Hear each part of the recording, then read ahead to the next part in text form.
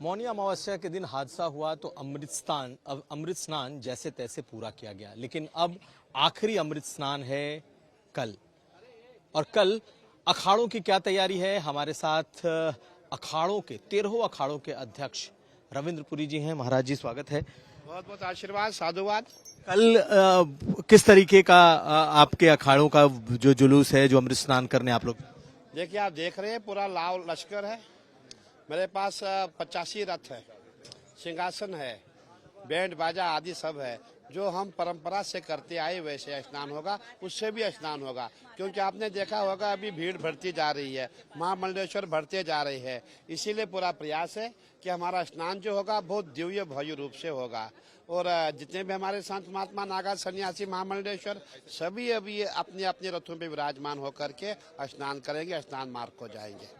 पिछले अमृत स्नान के दिन जो हादसा हुआ उसका किस तरीके का असर है, कोई साइकोलॉजिकल असर किस तरीके? देखिए, आपने ठीक कहा, दुख हमें भी है, खेद हमें भी है कि जो ये हुआ नहीं होना चाहिए था। परंतु मैंने देखा इस समय भी पूरा भारत प्रयागराज में है। हमने पूर्व पश्चिम उत्तर दक्षिण जहाँ भी देखा, कहाँ से आए, बोले जी हम नागालैंड से आए, कहाँ से आए, हम कश्मीर से आए, कहाँ से आए, कन्याकुमारी से आए, गोवा से आए, कर्नाटक से आए, केरल से आए। मैं समझता हूँ इस समय पूरा भारत प्रयागराज में है। और अब प्रयागराज में समझता हूँ कोई जिला नहीं है, पूरी एक कंट्री बन गई है, क्योंकि करोड़ों की संख्या में श्रद्धालु प्रयागराज में है। आपको लगता है नहीं है कि पिछले हादसे का कोई बहुत इम्पैक्ट पड़ेगा? देखिए, मैंने लोगों को पूछा, भाई आपने जब ये दुर्घटना के बारे में सुना तो आप क्यों आए? बोले गुरुजी आस्था का विषय है, हम तो गंगा जी में स्नान करने आए हैं, अगर ऐसा कुछ होगा हमें मोक्ष की प्राप्ति मिलेगी। ऐसे भी लोगों ने कहा, बोले गुरुजी अगर हम गंगा किनारे हमारा कुछ मैं नहीं कहना चाहूंगा जो हुआ है, ऐसा होगा तो बहुत अच्छी बात है,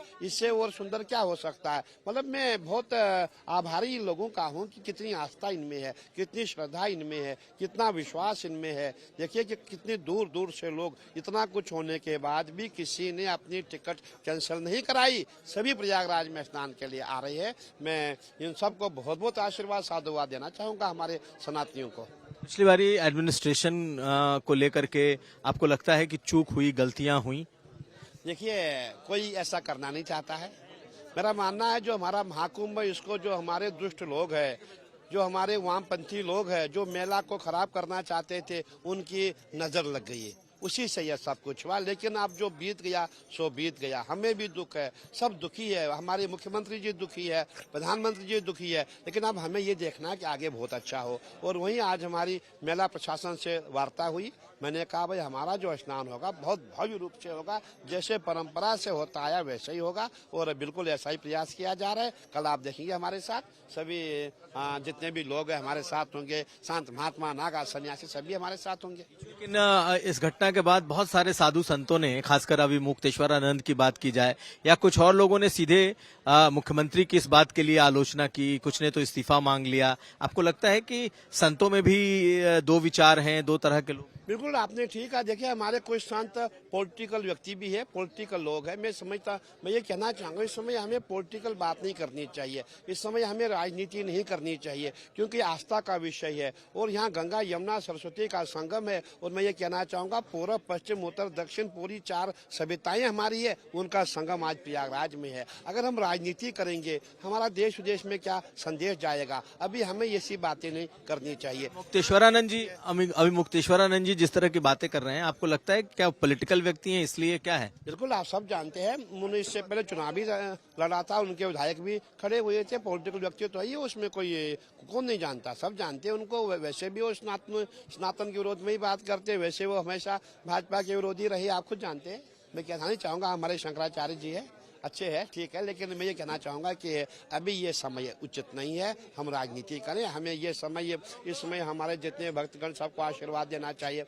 हमारा प्रयास होना चाहिए कि जितने भी हमारे संत महात्माएं उनका स्नान हो जाए, भक्तों का स्नान हो जाए, हमें ऐसा प्रयास करना चाहिए। धन्यवाद बात करने के लिए। बहुत आशीर्वाद साधुवाद। तो हमारे साथ थे रविंद्र पुरी, और इनका कहना है कि कल का जो स्नान है वो काफी बेहतर होगा और तैयारियां पूरी हैं।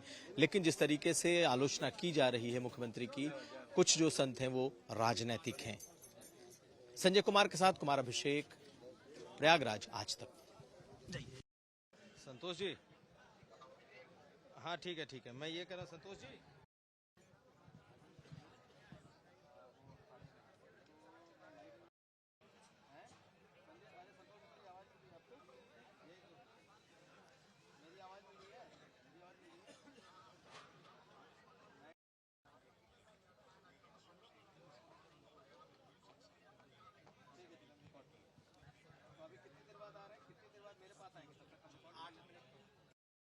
को जोड़ेगा तब तक हम कर लेते हैं, ठीक है।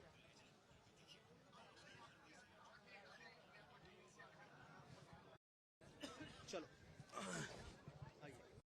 ये भजन मैंने खुद लिखा है। ठीक है, ठीक।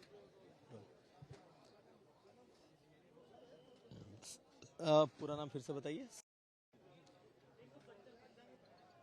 इस महाकुंभ में लोगों का आना जारी है। संत, महंत, साध्वी, भजन गायक, गायिका।